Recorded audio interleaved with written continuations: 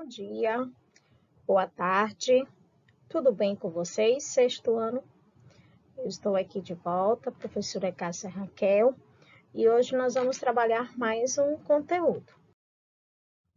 Vamos falar sobre transformações da matéria, as transformações químicas e físicas que ocorrem na natureza.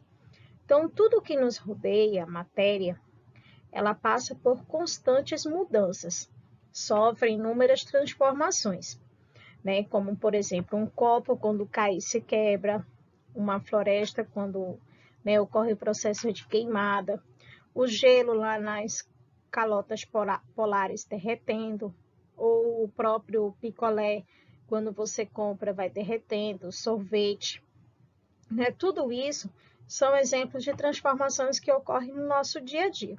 Dentre outros, como fazer um bolo, fritar uma carne, assar uma carne fazendo aquele churrasco.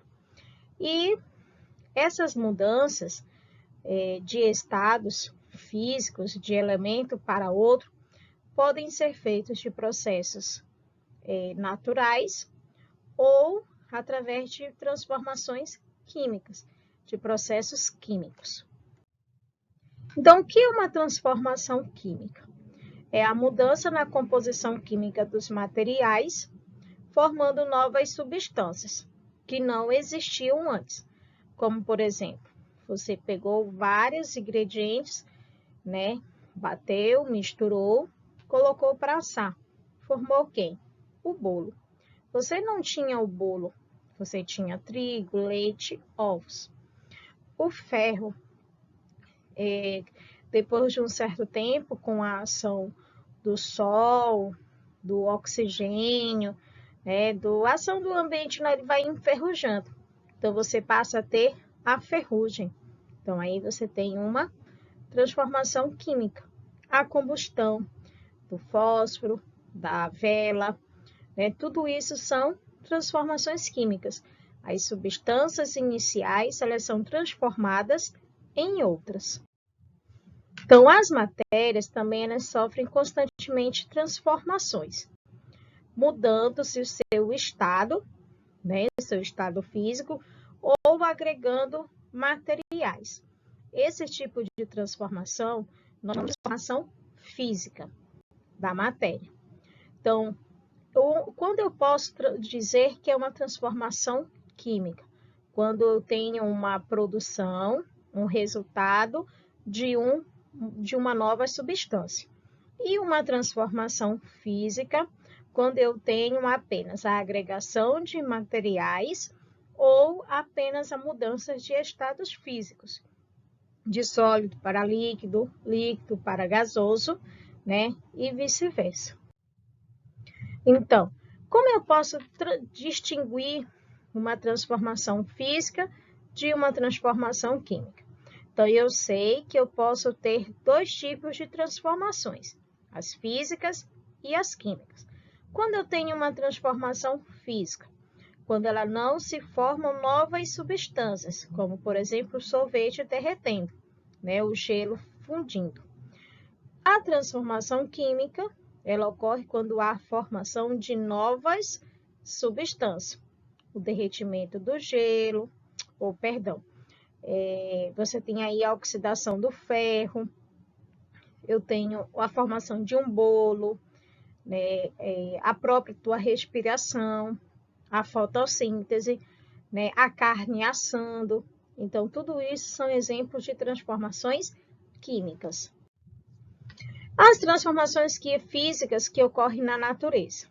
Nós temos a água do mar evaporando, nas salinas, tendo o sal, também as avalanches, quando ocorre a fusão da neve, que é em estado sólido, tá?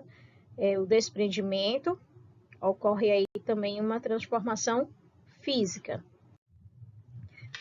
Na natureza também tem as transformações químicas, como, por exemplo, os incêndios nas florestas, na queima da madeira das árvores, e nas trovoadas, como as descargas elétricas, provocando as transformações químicas na atmosfera. Então, como eu posso reconhecer uma transformação química? Se houve a liberação de um gás, a mudança de uma cor, a alteração na textura do material, se ele amoleceu ou se endureceu, explosões, aquecimento da chama, né, a combustão ou simplesmente a luminosidade, e a formação de um sólido diferente do líquido inicial. Então, aí eu tenho como reconhecer nessa reação se houve uma transformação química. As transformações químicas, elas ocorrem por junção de substâncias, ação da luz, ação do calor, ação mecânica ou ação de corrente elétrica. Quando observamos a mudança de coloração, a liberação de gases, formação de sólidos, cheiro característico, mudança de temperatura ou a formação de uma chama. Como exemplo, nós temos aqui o apodrecimento das frutas, a fotossíntese nos vegetais, a efervescência e o prego enferrujando. Então, como os tipos de transformações químicas? Por ação do calor. Então, diversas substâncias, quando sofrem ação de calor, elas vão se transformar, pois o calor, né, recebido será suficiente para essa transformação. Como aí eu tenho o pão, formação do pão, o derretimento do açúcar, formando o caramelo, né, aquela calda. Também por ação da luz, né, o sol ou até mesmo uma luz artificial, ele transforma quimicamente as diversas coisas. Como aqui eu tenho por ação dos raios solares, as pessoas mudando a sua coloração, se queimando, né? A marca na roupa, quando você vai à praia, né? A mudança da sua coloração na pele, dependendo da roupa que você está utilizando. Por ação mecânica. Então, essa transformação ela ocorre devido à ação mecânica, quando há uma fricção ou choque entre elas. Então, a energia é liberada no momento do choque, desencadeando uma reação. Nós observamos isso quando nós vamos acender um fogo utilizando o fósforo. Então, ao ligar, né, aliás, ao fixar o fósforo lá na caixa, você tem a formação, você tem a combustão, né, a queima do palito. A por ação da corrente elétrica. Algumas substâncias, elas necessitam de energia elétrica para sofrer essas transformações químicas. Por exemplo, o cobre, que é feito por meio de cloreto de cobre, sendo colocado em uma solução aquosa, né? Por ação da corrente elétrica, ele vai liberar cloro, né? Que pode ser observado devido à liberação de cheiro e formando o cobre em estado sólido, que pode ser identificado pela mudança de coloração para castanho avermelhado. Também podemos observar na decomposição da água em hidrogênio e oxigênio, por meio da corrente elétrica realizada por eletrólise da água. Por junção de substâncias. Então, quando nós temos a junção de substâncias, podem ocorrer transformações. Como, por exemplo, nós colocamos aqui algumas reações utilizadas em laboratório, né? Como você colocou o prego, você pode colocar o prego no meio de uma solução aquosa de sulfato de cobre.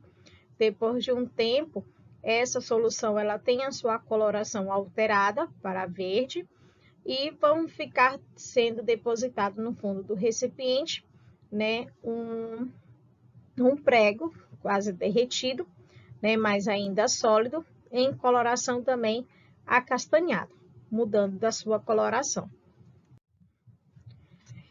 Como eu posso representar uma reação química? Então, essas reações elas são representadas por meio de equações, né, usando fórmulas químicas, símbolos, indicando os reagentes que participaram da reação e os produtos, que são os resultados dessa reação. Os símbolos desses elementos permitem identificar, representar as substâncias, formando moléculas, né, e participando também da composição dessas substâncias e a proporção de cada uma. Então, aqui eu tenho uma equação química, tá?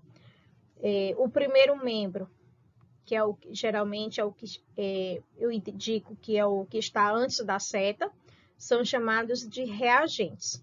São aqueles que vão reagir entre si. Como exemplo de reagentes, aqui eu tenho o ferro e o enxofre. E o segundo membro, que é o que está aqui depois da seta, tá? É o produto, é a substância resultante. No caso, quando você tem a reação entre ferro e enxofre, você vai ter a formação do sulfeto ferroso, né? Uma nova substância. Então, ocorreu aqui uma reação química. Os estados físicos dessas substâncias, elas são indicadas por letras, por símbolos. O sólido, S, o líquido, L, o gasoso, G, e o aquoso, AQ, tá? Então, além dos reagentes e dos produtos, né, das substâncias envolvidas, eu tenho que identificar numa equação os estados físicos dessas substâncias. Aqui eu tenho um outro exemplo, tá? Uma reação química que ocorre entre o gás hidrogênio e o gás oxigênio, são os reagentes, tá? Que estão nos seus estados gasosos e vão gerar um novo produto, que é a água. Então, aqui eu tenho a água, a sua fórmula molecular, que é o produto da reação, e o seu estado físico, líquido. Então, aqui eu tenho o exemplo de uma equação química numa reação. Entendido? Espero que vocês tenham compreendido. Dúvidas podem estar perguntando. Tenham todos um bom dia e até a nossa próxima aula. Tchau, meus alunos!